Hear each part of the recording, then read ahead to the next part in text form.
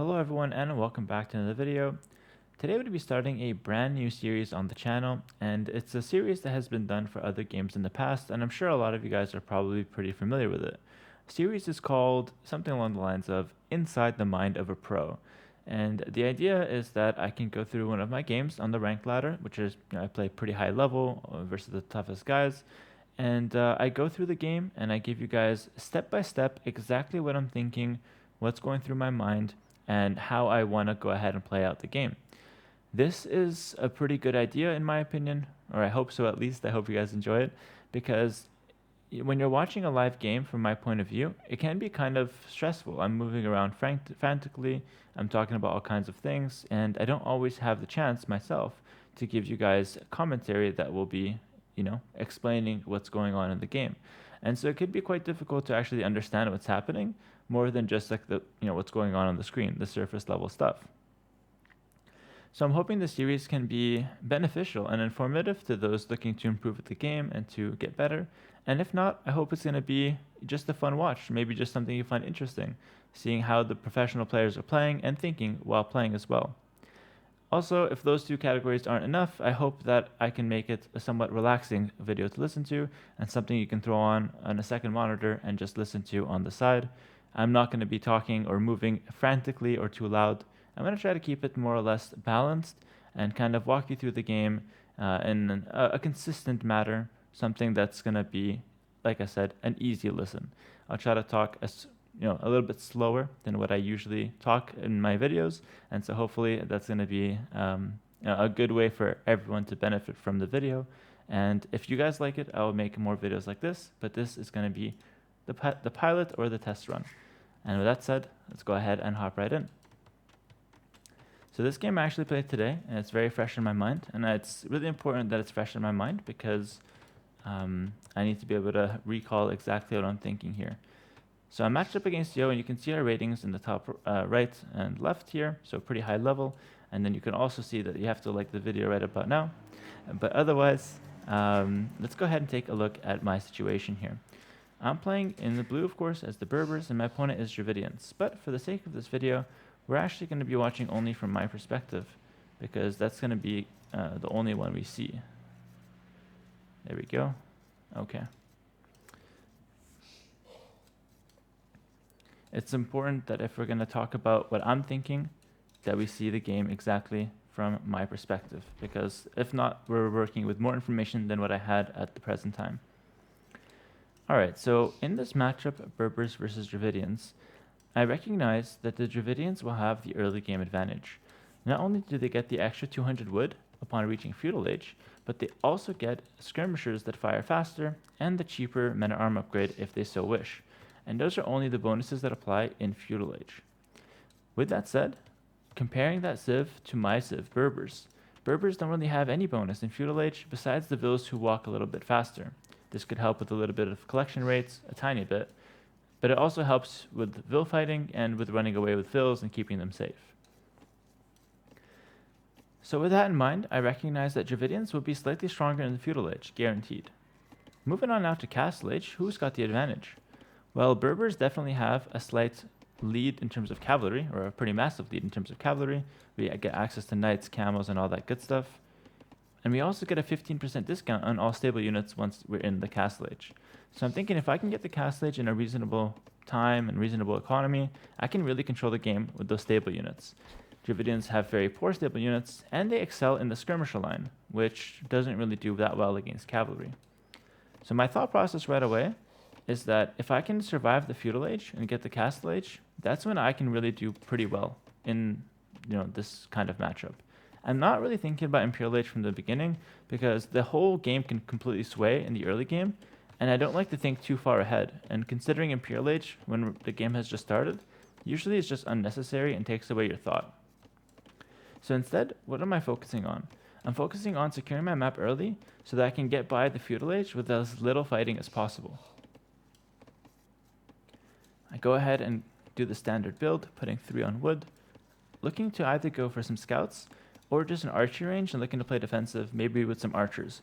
I am not considering to go men-at-arms or any kind of militia in this matchup, because I am not looking to play aggressive. I just want to survive the Feudal Age. I bring in the second boar here, using that TC trick to weaken it before finishing it off with my fills. And I already start placing my house in a position that lets me wall up my map if needed.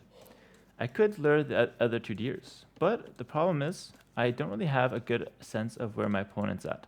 And so I figured I'd rather scout to see what my opponent will throw at me, since I already analyzed the matchup and concluded that Yo will have the upper hand or the initiative in the early game. And the way to counter the initiative is definitely to see what's coming your way. It's really the only way to make sure that you can survive. Back at home, I recognize that I've got a back gold and a back stone. And I remember commenting on this as well while live streaming. I remember saying that I've got a great map, really easy to defend these important minerals.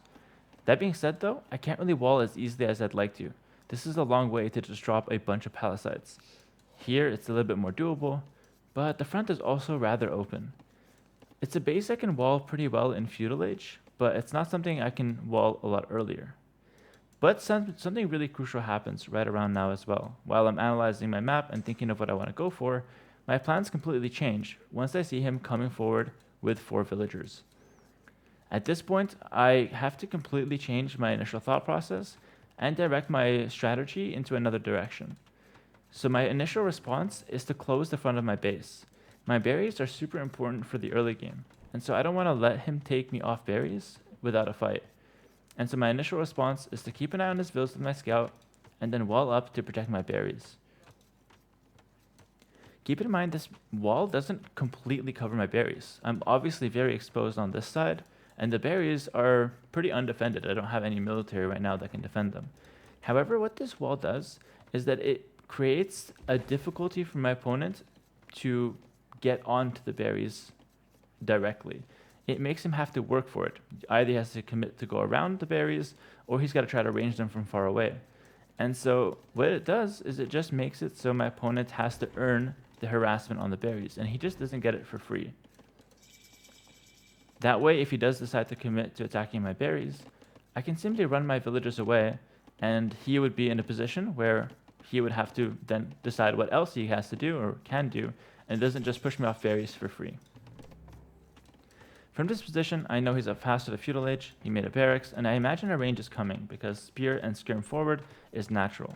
I make another house to further defend my berries, and then I make a range at the back.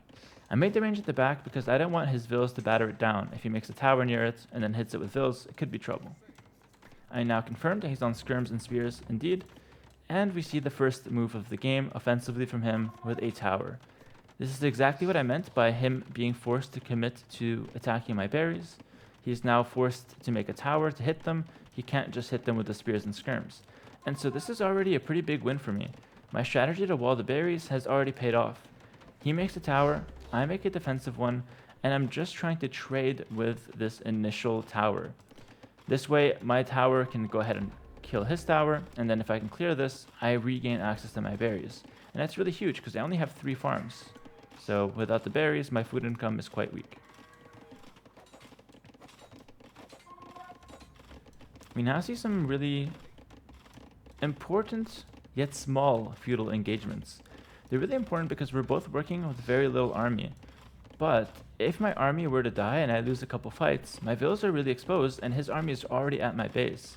Similarly, if I were to win the fights myself, then all of a sudden he's got 4 forward villas that I can kill. And so as you can see, it's not like a regular game. When someone goes forward, the trades are even more important, which is why me losing my scout is a critical mistake and has costed me not only a valuable unit on the battlefield, but it also costed me some valuable mobility and some, a unit that could definitely get me some exploration value. That being said, I did manage to kill the tower, and I'm going to go ahead and reclaim my berries. But there's something really wrong with my position. I don't have stone to make another tower. And here we see that he's got the stone to make one, but at my time, when playing it, I didn't have this information. So therefore I had to go on stone, just in case he had enough stone to make a tower, and I didn't know because I didn't scout his map. It's completely dark. Now I confirmed that indeed he's on stone and he's mining it. That means he spent 100 wood to make a mining camp, and so he's going to have villagers to mine stone, and so he's going to have less army, but the pressure of the tower. And so now it confirms that my decision to go to stone was correct. Had he not made a tower, I would have probably pulled 2 or 3 villas off stone later just to not float too much of it. The tower goes down and immediately denies 3 of my farms, so I just move them to the back, and I'm just trying to damage control a little bit here. He picks off a villain on top, killing my blacksmith at 96%, which is a bit unfortunate, but I'm going to go ahead and bring up that blacksmith now, and then try to just wall the top side as well at the same time. It's really important that I stick to my initial game plan. Remember at the start of the video that I said I just want to survive the Feudal Age, and then try to get back some ground in Castle Age. So whenever I can, I'm going to try to wall the sides. But I obviously can't commit to walling my entire map just yet, because I don't have the wood nor the manpower, the villagers, to actually commit to that. So I'm trying to wall up slowly and surely to cover my whole base and keep myself safe.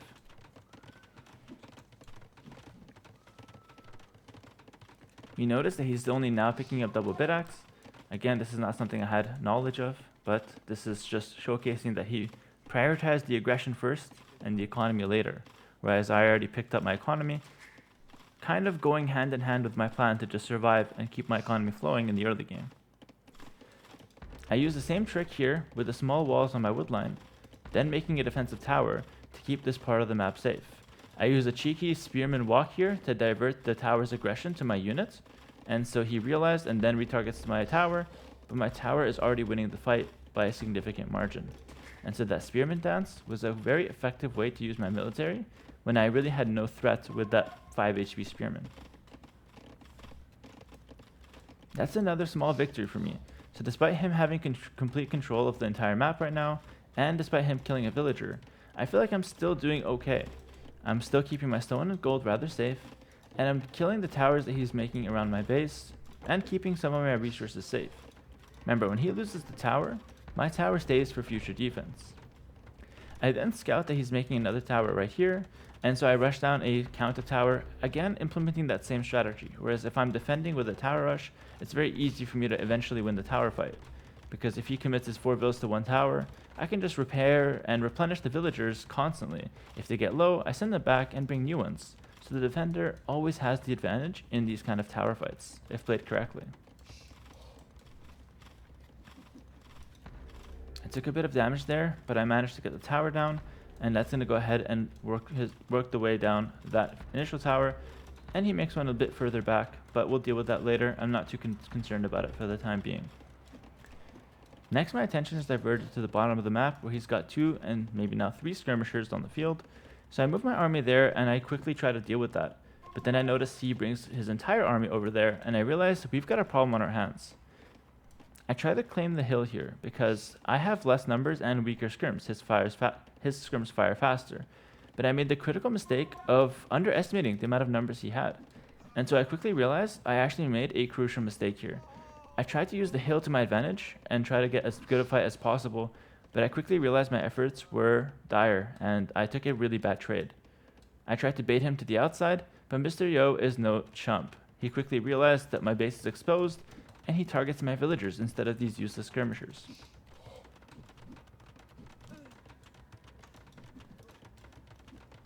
He picks off 1 vill and continues to make short work of my skirmishers. It is at this point that I'm kind of in panic mode. I realized I needed a plan B. I was trying to work my way to Castle Age as per my initial game plan, but I realized I'm gonna die if I don't do anything about these skirmishers in my base. So I rush down a stable and I start making some scouts. Meanwhile, I lost a vill on the farm here because these villagers stopped farming here and went to these ones which I earlier abandoned. And so as you can see, my base is quickly falling apart. At this point, I've completely abandoned my plan to go up to the Castle Age, and I'm starting to queue up some scouts in hopes that I can defend these skirmishers. However, I realized that if I just go scouts, he can mix in a few spears from the forward barracks, and so I would definitely need to make some skirmishers eventually as well, and combine scouts and skirms to defend myself. He continues to pile on the pressure, making another tower forward, to which I do the same strategy of a defensive tower. He kills multiple villagers, but I finally reveal the scouts and push him back for the time being, but I've taken a ton of damage, and at this point, I'm getting worried he might just get a faster castle and end the game. On the other side, I've dealt with the second tower with my initial one, so that was a mistake from him making it within range, and I finally claimed back that wood line. So while I've just lost this one, I've claimed this one at the back again. At the same time, I take the opportunity of seeing his army on the right side of my base, and I go ahead and chop down that tower at the front, which was denying me 3 farms. So even though he's on this side, and he's going to start taking away these farms, I might still gain access to the left side of my base, and gain some more farm ground this way. I see a rogue archer and chase him with my scouts, and I'm continuing to produce skirmishers and scouts because I recognize that that's the only way I'm going to be able to survive. Keep in mind, this is not my main plan at this point, and it's never been my main plan to fight so long in the Feudal Age. But Mr. Yo did a great job of using his civ's advantage to force my hand and force me into an unfavorable position.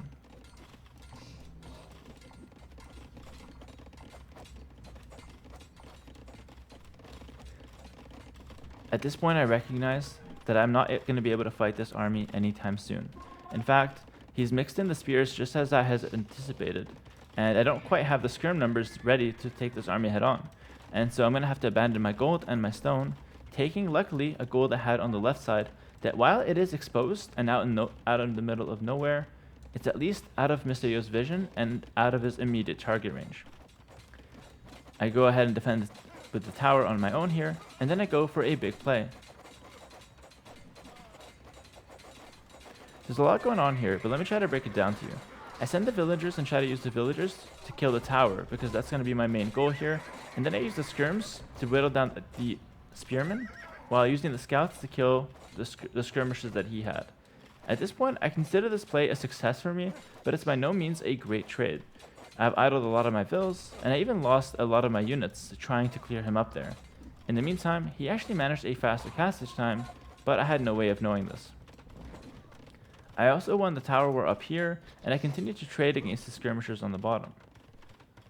Yet Mr. Yo does a clever play and walls in his villas to make one more tower, trying to hold on to this position for as long as possible. I yet again go with my counter tower strategy, and try to hold on to this position, because I don't want to concede my gold and my stone.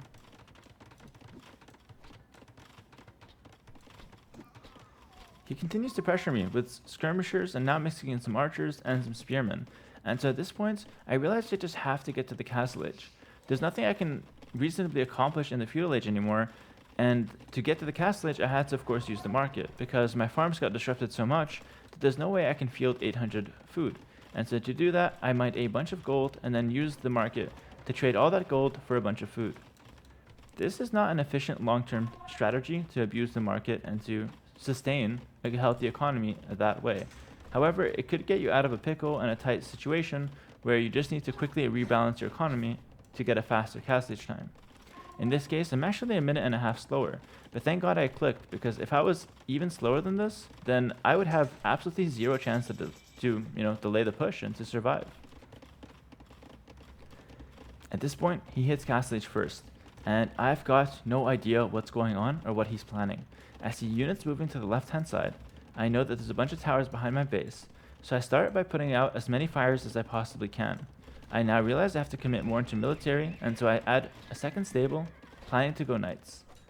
Luckily, I cut off one of his army, or a small portion of his army, with just a few archers and a spearman.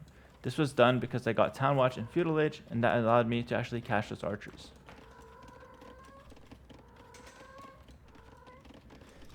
At this point, I also noticed a forward siege workshop coming up, and he's already starting another push on the front.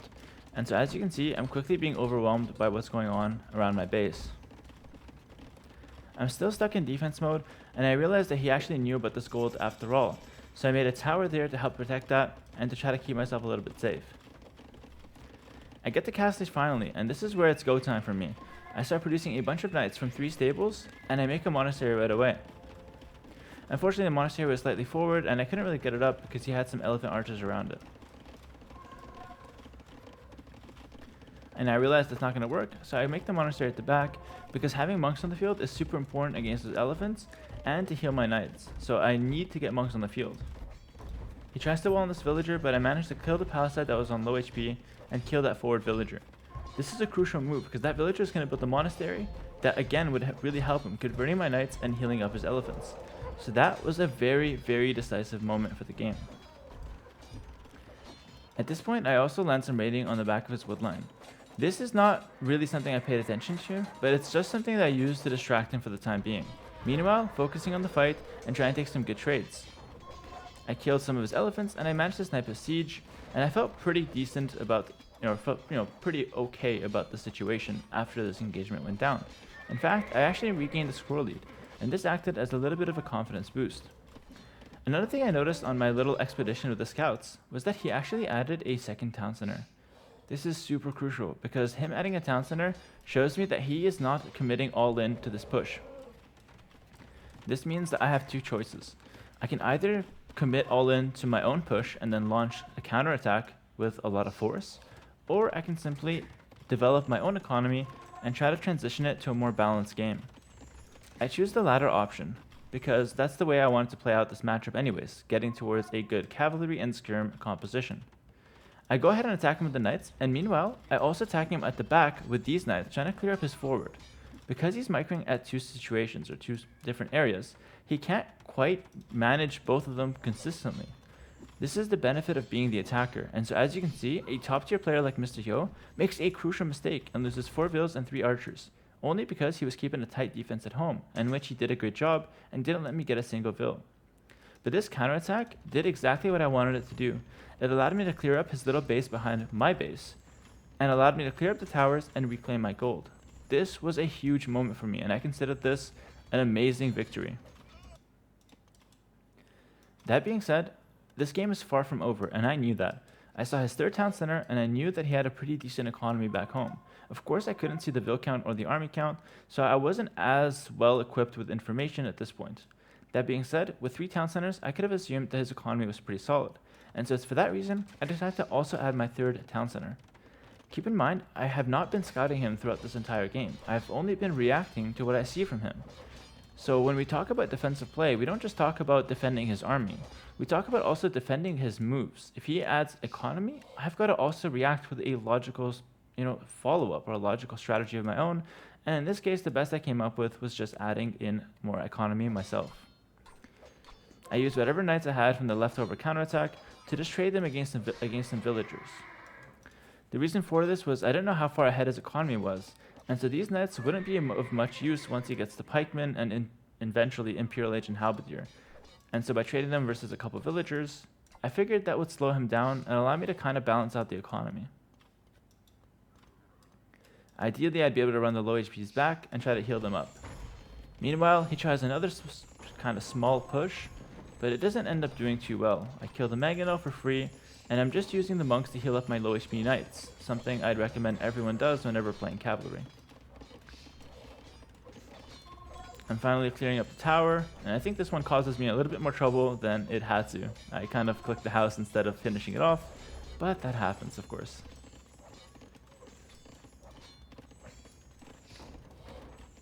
Last second garrison on that vill was pretty clutch, and I'm going to continue sniping those Mangonels, and I realized that he is launching a bit of a pike siege push. However, one crucial thing I noticed of this push was that it wasn't that powerful. He had a few pikemen, yes, a couple monks in siege, but it didn't look like this was his main strategy. And this went hand in hand with what I've seen so far. I've seen him adding town centers, and I've seen him adding in some economy as well as some defense, like monks to get the relics, etc. And so I realized that this is not his main force, and so I don't have to overcommit. I'm actually not producing any knights here, and I decided to just trade my initial knights and monks to try to clean up whatever army he had. You might be wondering why I'm fighting knights against pikemen, and this is not something you'd normally want to do. And that is correct. However, in this situation, I actually had a good amount of knights compared to his pikemen. Remember, a knight wins against a pikeman one-on-one, and especially considering the fact that I had a few monks that are healing and getting conversions, that fight was an easy cleanup for me, and 10 out of 10 times I would win it. After winning this fight, I took the chance to go for a castle in the middle of the map. Keep in mind, I am not strong enough to go for a forward castle. That would be ideal. However, in this case, I didn't have the most amount of leftover knights, and because I wasn't producing many more, I decided to play it safe and get a castle on my hill in the center rather than a forward castle. A forward castle would obviously be very devastating, but very risky, and if I ended up losing the forward castle to his monks and pikes, the game would be over on the spot. I decided here that a castle would be great for me to have. Not only does it give me a direct answer to his pikemen via my camel archers, which is a logical transition for the Berbers, but it also gives me control of the most important location, which is a hill in the middle of the map. It also clears up the rest of his buildings that he has forward. So this castle did 3 things for me, all of which are very impactful. At this point I decided to click up Imperial Age. It's a very interesting moment of the game, because I could have easily decided to go for an all-in castle, spending my resources onto knights instead of the Imperial Age upgrade. However, I deemed this to be a very bad option, because my opponent already had the counter units necessary to fend off an all-in knight push. He had pikemen and he had monks. It's also not viable for me to go camel archers or any other option right now in Castle Age, because it would simply take too long to mass them up. And so the only logical choice here is to go Imperial Age. At this point I'm taking the time to clear up the buildings. You might make an argument that this is a waste of my time and I shouldn't have been raiding instead. And honestly, you might be right. Pros don't always make the correct decisions when playing. Because things happen so fast, you don't always have the chance to quickly assess the situation and make the 100% correct play. And so I decided to clear up the buildings because I wanted to just clear up the buildings, get to Imp, and start trebbing his castle down. That was my idea of a win condition. In hindsight though, using the knights to raid his economy might have helped me a lot more than just sitting around clearing up some stray buildings. That being said, I finally get around to sending some light cav over to the raids, and I notice that he stonewalled the sides, at least on this side. I get lucky and find a hole right next to the market, go figure, and send him some small raids. This isn't meant to really kill a lot of villagers, this is really just meant to distract him, and I kinda got lucky that there was a hole in the first place. I use the time that my light cav is going in to attack him and get another castle also on a hill. I'm trying to go with an early imp treb push, killing his castle and winning the center location. If I can win the middle position, I would definitely win the game, because the middle location has the relics, a massive hill that's overseeing 2 town centers, and it controls the center of the map, which is the most key part of a 1v1 Arabia position. At this point my light cav traded for some villagers and forced him to take some of his attention away from the main army in the main fight. I thought about running in with my knights, but I decided against it because I saw just how many pikes and monks he had. And so I figured it wasn't worth to trade these knights for some economy raids, even though it looked a little tempting.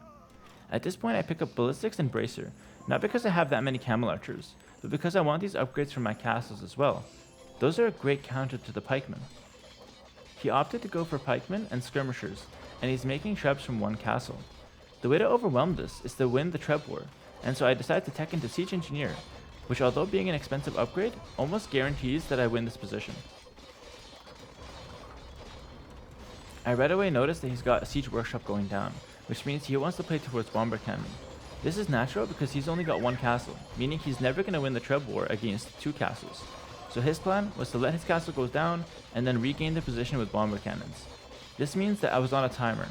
Whenever this castle goes down, that is my time to strike. If I can attack him when this castle's down, before he gets the Bomber Cannons, that means that I would have these 2 castles producing camel archers for longer, and I would be able to win this position. And again, winning this position meant winning the game. So I took this position very seriously. At this point, I'm not thinking about anything else besides producing army and focusing all my energy on this position. I'm not even looking towards the sides of my base, which at this point is just economy flowing naturally and comfortably. I commit a total of 5 trebs with Siege Engineers, so a very heavy commitment, and eventually I win the treb war. But this position is far from won, because I still have to find a way to engage onto this strong composition of pikes and skirms with a few monks mixed in. Keep in mind, my army is more mobile, but he stonewalled the sides of the map, so I couldn't actually use that mobility. He forced me to fight and play his game, and so I had to find a way to do that. I start by splitting up my army in 2 sides, hoping to divert the attention of the pikemen one way and attacking with my knights in the other. This worked beautifully, and I was able to split the attention of the pikemen and cause his skirmishers to not really attack my camel archers too effectively. I also bring my monks close to try to convert some pikemen, further splitting his attention.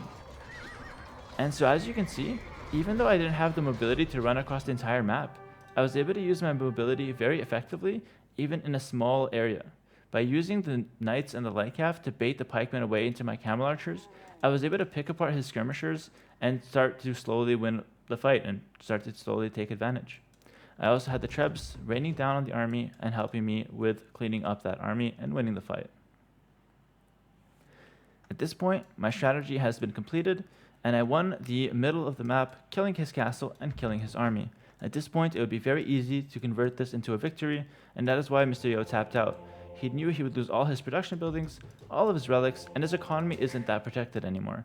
And so this game is completely over. Despite having a bunch of res still in the bank, it's going to be up to no good, or it's going to be spent on nothing important, because I can simply go towards my best composition with all the relics and with the control of the entire map.